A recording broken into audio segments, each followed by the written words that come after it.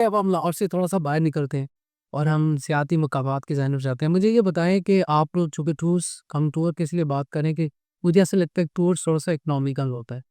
सो ये कैसे इकोनॉमिकल हो सकता है अगर मिनिमम बजट के अंदर हम प्लान करें, पाकिस्तान को एक्सप्लोर करना चाहें, तो कौन-सी एरियाज़ ये मिनिमम बजट में टूर्स यानी आप लोग लेके जाते हैं? टूर्स जो है आप कह लें कि आपके लिए इकोनॉमिकल तब होता है जब आप लोगों के साथ विज़िट करते हैं। ठीक है। जितने कम लोग होंगे, आप एक ही गाड़ी में 2-4 लोग जा रहे हैं तो वो आपको कॉस्टली पड़ेगा। ठीक। जितने आप एक ही गाड़ी में ज़्यादा लोग होते जाएँगे, आपकी कॉस्ट नीचे आती जाएगी। बिल्कुल ठीक है। बिल्कुल इसी तरह से जब आप बड़ी गाड़ी में हमारे साथ टूर करते हैं या किसी भी कंपनी के साथ टूर करते हैं तो आपकी कॉस्ट कम आती है, उसमें आपको सस्ता पड़ता है। फिर उसमें आप सिक्योर ज़्यादा रहते हैं। अच्छा। उसमें सिक्योरिटी की रीज़न ये होती है कि जितने भी टूर ऑपरेटर्स हैं या जितनी भी कंपनीज़ लेके जाती हैं, उनको सारी चीज़ों का पता होता है। उन्होंने आपके लिए जितनी भी एहतियाती तदाबीर हैं, वो पहले से की होती हैं, आपके होटल की बुकिंग पहले से की होती है, फिर आपके फूड का, आपके अकोमोडेशन का, ये सारी चीज़ें उन्होंने पहले से मैनेज करके चलना होता है। आप खुद से जाते हैं, तो आपके या तो फूड के मसाइल आते हैं, या आपके अकोमोडेशंस के मसाइल आते हैं, या रास्ते में कुछ जगहों का आपको पता नहीं होता कि रुकना कहाँ पे है, टाइम वेस्ट हो गया है, गाड़ी खराब हो गई है, तो आपने कौन-सी चीज़ आपको कहाँ से मिलेगी? कौन-सा रास्ता कहाँ से जाएगा? ऐसे आपको खुद से पूछ-पूछ के जाना पड़ता है या आप गूगल मैप को यूज़ करते हैं?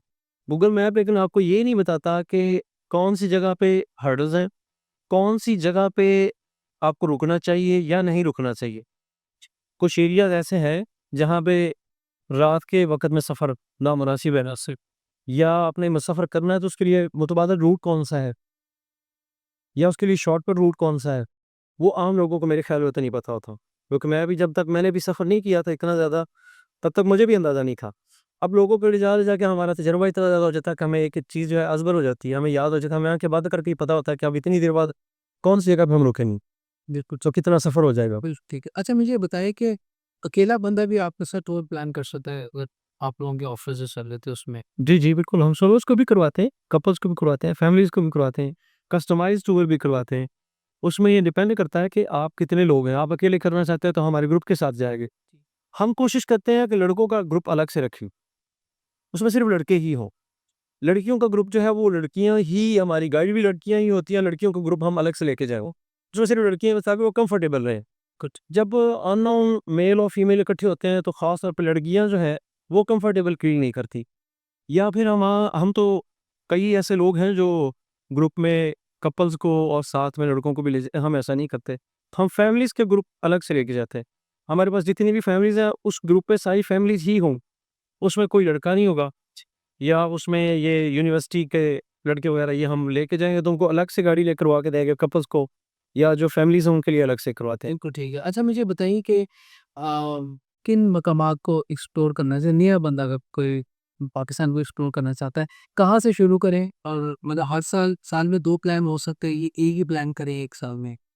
ये डिपेंड करता है आपकी खुद की जो है अर्निंग पे, आपके वसाइल पे, बजट आपके बजट पे, कि आपका बजट कितना है। ठीक है। अगर एक एक साल में 1 दफ़ा प्लान करना है, तो कहाँ से शुरू करें? साल में करने तो 2 दिन चाहिए।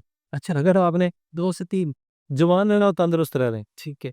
और पाकिस्तान में जिस कदर टेंशन है, आप उससे थोड़ा उसे रिलीज़ करना चाहते हैं, फिर आपको हर 3 माह बाद एक टूर ज़रूर करनी चाहिए। क्या बात है! बिल्कुल ठीक। उसकी रीज़न ये है कि पाकिस्तान में जो है, आप देखें कि आपको कोई एक परेशानी ही है, घरवालों की परेशानी है, बच्चों की है, आपकी फ़ीसेस हैं, आपके बिल्स हैं, आपकी जो है दूसरे अखराजात हैं, और फिर यहाँ पे जो है छोटी-छोटी बातों पे हम हाइपर हो जाते हैं। अपने कोलीग्स के साथ, अपने दोस्तों के साथ, घरवालों के साथ चपकलिश हो जाती है। सफ़र जो है ना, ये वसीला ज़फ़र भी कहा गया है। बेशक।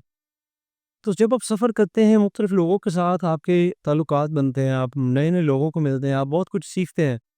आप कूल रहना शुरू हो जाते हैं। उसकी सबसे बड़ी वजह ये होता है, चाहे आप अकेले जा रहे हैं, किसी भी ग्रुप के साथ, वहाँ पे आपको मुख्तलिफ़ तरह के लोग मिलेंगे।